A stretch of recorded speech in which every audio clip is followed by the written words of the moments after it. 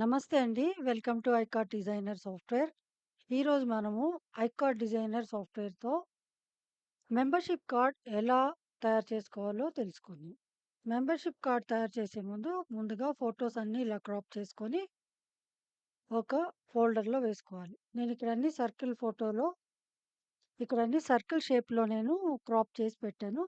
Circle షేప్‌లో తీసుకునేటప్పుడు మనము పీఎన్‌జీ ఫార్మాట్‌లో సేవ్ చేసుకోవాలండి ఫోటోస్. ఇక్కడ నేను front template and back template 2 templates create చేసుకున్నాను.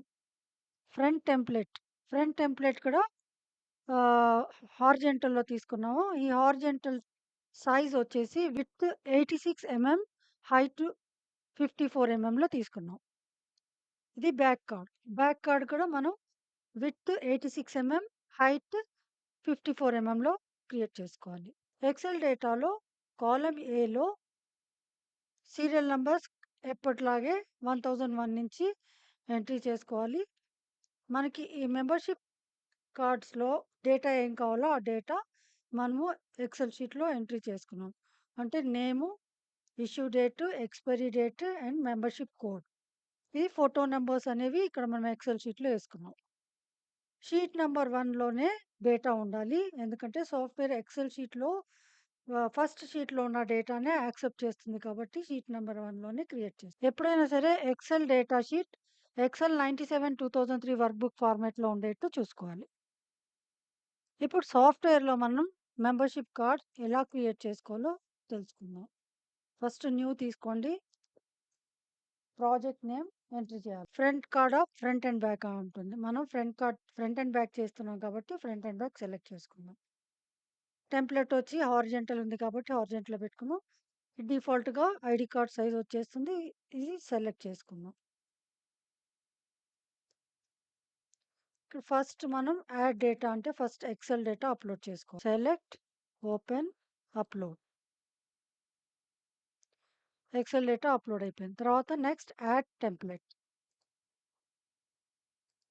Front card, front template upload చేసుకుంటున్నాం. ఇప్పుడు బ్యాక్ టెంప్లేట్ సెలెక్ట్ చేసుకొని బ్యాక్ టెంప్లేట్ అప్‌లోడ్ చేసుకోవాలి. ఓకే. ఇక్కడ ఫ్రంట్ టెంప్లేట్ వచ్చేసింది. ఇక్కడ బ్యాక్ టెంప్లేట్ వచ్చేసింది. మళ్ళా ఫ్రంట్‌కెళ్ళి కొంచెం మనము టెంప్లేట్ జూమ్ చేసుకుందాం. ఓకే. జూమ్ చేసుకున్నాక first add photo. Map data sheet కాలమ్‌కెళ్ళి ఫోటో సెలెక్ట్ చేసుకొని మ్యాప్ ఫోటో ఫోల్డర్ లొకేషన్ ఎక్కడుందో చూపిచ్చాలి. ఈ ఫోల్డర్ ఓపెన్ చేయకూడదండి. సెలెక్ట్ ద ఫోల్డర్ అండ్ ఇక్కడ రిఫ్రెష్ చేసుకోవాలి. ఫోటో వచ్చేసింది. ఫోటో కొంచెం మనం ఇలా సెట్ చేసుకుందాం. ఇప్పుడు ఈ సైడ్‌లో డేటా షీట్‌లో కూడా మనం అన్ని ఫోటోస్ మ్యాప్ అయ్యాయో చెక్ చేసుకోవడానికి ఇక్కడ కూడా మనం ఫోటో సెలెక్ట్ చేసుకోవాలి. ఇక్కడ కూడా మనం ఫోటో ఫోల్డర్ చూపించాలి. Select folder and refresh. Photos అన్నీ మ్యాప్ అయ్యాయో లేదో మనకి ఇక్కడ తెలిసిపోతుంది. Add text. ఇక్కడ మన బ్యాక్‌గ్రౌండ్ బ్లాక్ కలర్ ఉంది కాబట్టి టెక్స్ట్ అనేది కనిపించట్లేదు. కాబట్టి ఫస్ట్ ఈ టెక్స్ట్‌ని ఇక్కడ డ్రాగ్ చేసుకొని ఫస్ట్ ఇది అడ్జస్ట్ చేసుకొని మనం కలర్ చేంజ్ చేసుకుందాం. అప్పుడు మనకు టెక్స్ట్ క్లియర్‌గా కనబడుతుంది. అలైన్‌మెంట్ సెంటర్‌లో పెట్టు. మళ్ళా మ్యాప్ డేటా షీట్ కాలమ్‌కెళ్ళి నేమ్. ఓకే. మెంబర్ ఒక నేమ్ ఇక్కడ వచ్చేసింది. ఈ ఫాంట్ సైజ్ అనేది పెంచుకోవాలా? తగ్గించుకోవాలా? మన ఇష్టం అది. ఇక్కడ మీకున్న ఫాంట్స్‌లో మీ కంప్యూటర్‌లో ఏమేమి ఫాంట్స్ ఉన్నాయో, ఆ ఫాంట్స్ అన్నీ ఇక్కడ కనబడతాయి. మీకు ఏ ఫాంట్ కావాలో ఆ ఫాంట్ సెలెక్ట్ చేయండి.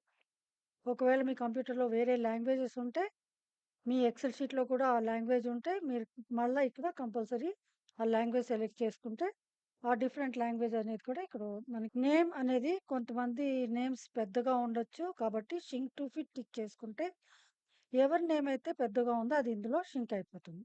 ఈ బాక్స్‌లో షింక్ అయిపోతుంది. నౌ ఇంకో టెక్స్ట్. ఇక్కడ ఇష్యూ డేట్. మనకి మెంబర్‌షిప్ కార్డ్ ఎప్పుడు ఇష్యూ చేశారనేది డేట్ కావాలి కాబట్టి, ఇది ఇక్కడ ఫస్ట్ కలర్ సెలెక్ట్ చేసుకొని, ఫాంట్ సైజ్ తగ్గించుకుందాం.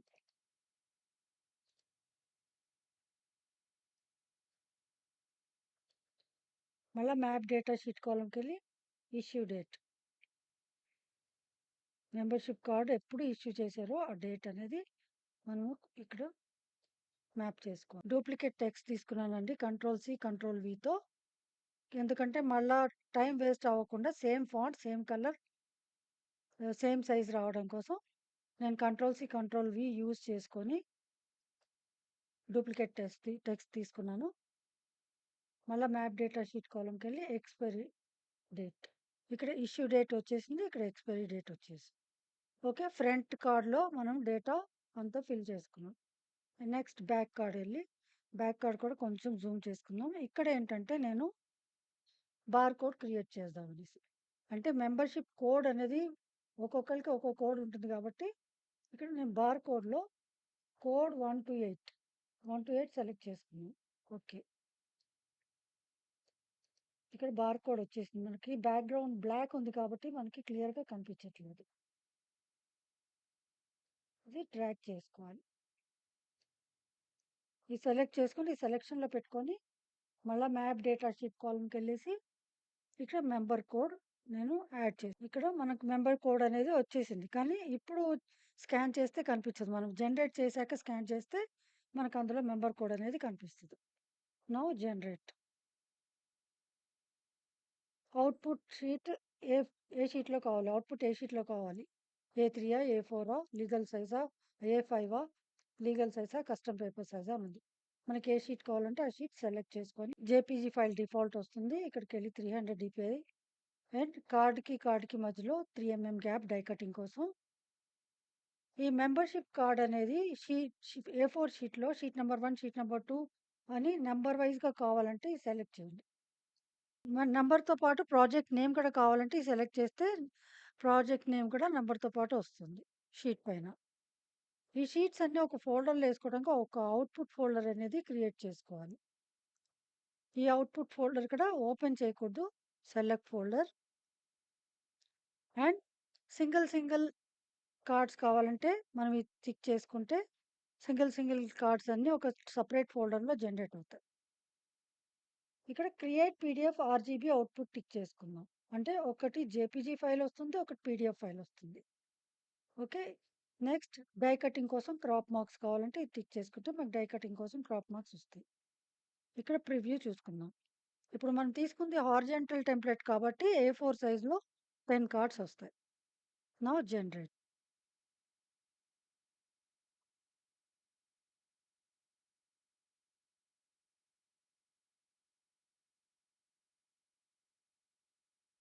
ఓకే. షీట్స్‌లో ఒక జేపీజీ షీట్ వస్తుంది. ఒకటి పీడీఎఫ్ షీట్ వస్తుంది. 1 షీట్‌కి మెంబర్ షీట్ ఫ్రంట్, బ్యాక్ 1 షీట్‌కి మనం మ్యాప్ చేసుకోవాలి. అంటే ఫస్ట్ మెంబర్‌షిప్ ఫ్రంట్ 1 ప్రింటౌట్ తీసుకోవాలి. ఇలా 10 కార్డ్స్ అనేవి మనకి ఏ4లో వచ్చేసాయి. ఇది ఫ్రంట్ కార్డ్ ప్రింటౌట్ తీసుకున్నాక దాని బ్యాక్ సైడే మనము బ్యాక్ కార్డ్ అనేది ప్రింటౌట్ తీసుకోవాలి. అప్పుడు మనకి ఎగ్జాక్ట్‌గా కార్డ్ అనేది మ్యాప్ అయిపోతుంది. ఎవరి కార్డ్ వాళ్ళకి మ్యాప్ అయిపోతుంది. ఇది ఫ్రంట్ కార్డ్. సింగిల్ కార్డ్స్ ఇవన్నీ సింగిల్ కార్డ్స్. Front card.